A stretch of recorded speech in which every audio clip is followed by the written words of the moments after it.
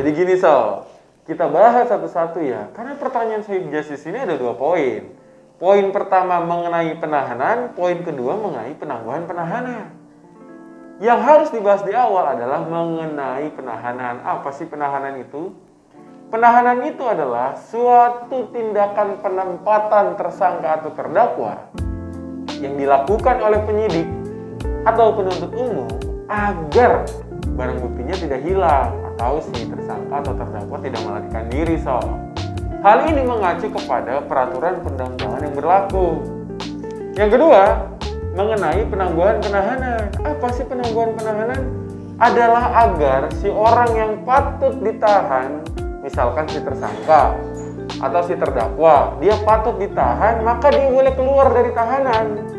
Tapi dengan syarat ada jaminan atau ada orang yang menjamin. Tapi dengan dasar pidananya di bawah 5 tahun. Hal ini diatur dalam pasal 31 Kitab Undang-Undang Hukum Acara Pidana. Lantas, kok jering penangguhannya ditolak ya Sob? Harusnya Sohib Justice ngerti dong. Tadi kan bos kan udah sampaikan 2 hal terkait dengan penahanan dan penangguhan penahanan, serta syarat pidana bisa dikabulkannya penangguhan penahanan. Yaitu berapa tadi? 5 tahun. Nah sekarang Boskon mau menyampaikan apa saja sih hal-hal atau unsur-unsur agar penangguhan penahanan ini bisa dikabulkan. Yang kedua yang paling penting, kalau udah dikabulin kita harus ngapain sih? Nah yang pertama nih, kalau misalkan Sohib Justice keluarganya, tetangganya, atau siapapun rekan-rekannya ada tersangka atau terdakwa yang ingin melakukan penangguhan penahanan, harus tahu tata caranya. Tata caranya adalah melakukan surat permintaan atau permohonan dilakukan penangguhan penahanan. Siapa nih yang buat? Yang buat adalah tersangka atau terdakwa itu sendiri. Penasihat hukumnya juga boleh, ataupun keluarganya pun boleh. Nah yang kedua, permohonan itu harus masuk pada tahap penyidikan atau penyelidikan pada saat penuntutan atau pada saat pemeriksaan di pengadilan. Nah itu semua butuh diverifikasi dulu agar di ACC. Lantas tolak ukurnya apa? Tolak ukurnya adalah terkait tersangka atau terdakwa ketika ditangguhkan akan melarikan diri enggak? Makanya tadi butuh penjamin uang dan orang. Nah sekarang kita bicara soal kalau sudah dikabulkan, ini gimana sih nih?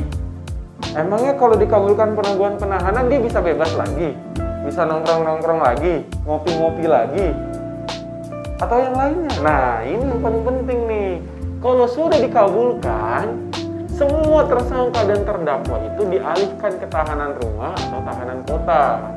Dengan syarat harus wajib lapor atau syarat-syarat lain yang ditentukan oleh kepolisian, kejaksaan, ataupun pengadilan.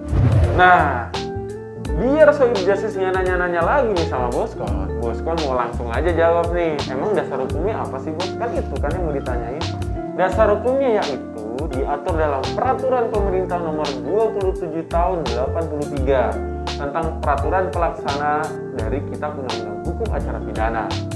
Nah, mengenai jaminan uang dan orang diatur di situ. Jaminan uang itu maksudnya apa sih? Emangnya kita harus ngasih uang terus uangnya kemana? Ini kan yang sering kadang-kadang masyarakat nih nggak ngerti nih.